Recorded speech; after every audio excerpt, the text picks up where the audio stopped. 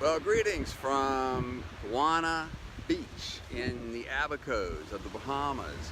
And I'm here today talking to Bob, who bought a yacht through me. And we want to talk about the supposed hassles in buying a French flag vessel and a boat overseas. And so, Bob, tell us about the boat that you bought.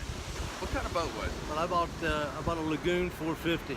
It was a few years old. The boat had been in Martinique, so that boat was French flagged, and we got a good value on our purchase. And Gary and his staff helped go through the process. Part of it was exchanging U.S. dollars to euros, and then concerns about how to pay taxes or not pay taxes. So that's one of the benefits. Some people may see it as a challenge in buying a foreign vessel that's taxes aren't paid But on. let me just ask you something. Okay. You know, I hear people say, "Oh, I don't want to buy down there. It's such a hassle. And it's a lot of work." And was it a big pain in the neck to evaluate the boat and get the deal done and get it surveyed and all that? No, we found one of the top surveyors in the Caribbean. A fellow named David, and he flew in, checked the boat out. We weren't there. He checked it out for us, sent us, a 10-page report. So those items were corrected. He went back to verify that for us, and funds were exchanged. We went through the process of licensing the boat with the U.S. Coast Guard, and we put it into a charter fleet in Tortola in the British Virgin Islands. Yeah. And now, were there any taxes that applied to the purchase of the vessel? No, that's one of the benefits. We didn't pay taxes on it. Nice. And that helped defer some of the expenses that we would have had buying a boat that was needed to be taxed and licensed in the U.S. Yes. So we used it in the Caribbean, which Yes. is where we wanted to be anyway. Right. And a lot of people think that buying in the Caribbean is a big pain because, well, even if they're not going to put it in charter, they need to get their personal stuff down there. But a lot of Americans find that it's actually rather easy to get their personal effects and or gear down there, especially if they move the boat to a U.S. territory like St. Thomas. And the U.S. Postal Service subsidizes parcel post packages going there. So it's actually not too expensive to send your personal effects there or to send gear down there. And if I was buying a boat, I mean, don't you think you saved a lot of money by buying down there?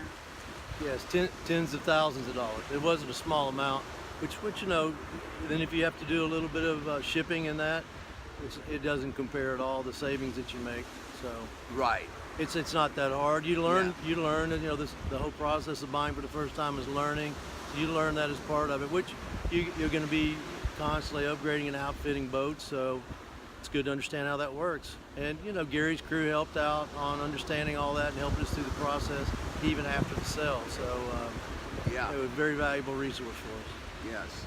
And so I might add that I've been doing French flag vessels since 1993. I've probably done 400 of them.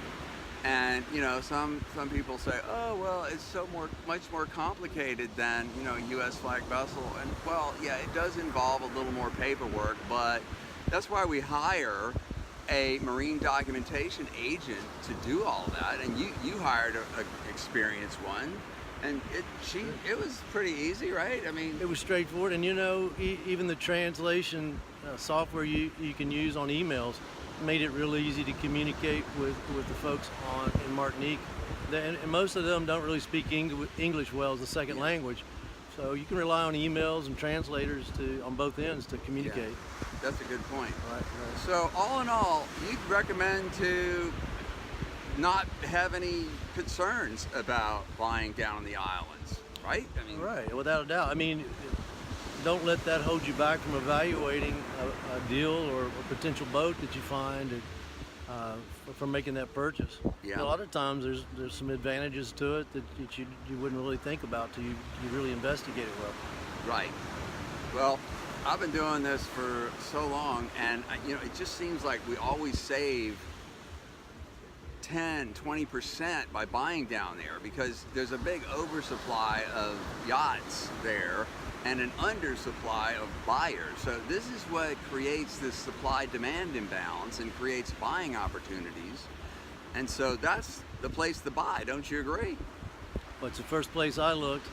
Yeah. So I would encourage you to take the time and overcome any concerns you might have about that, at least to evaluate and talk to professionals like Gary, understand the plus and minuses of it. But quite honestly, I didn't experience any minuses, so Yeah. I don't know of any downside, really. Yeah. Well, and by buying down there, you pick your boat up in paradise. So it's already there. You don't have a big, long sail to windward to get your boat down there. It's ready to go, and you're in paradise. So speaking of paradise, we're here in the Abaco, Bahamas, and we have a party to go to. Right. So let's go. We're going to get moving. See you guys later. Bye.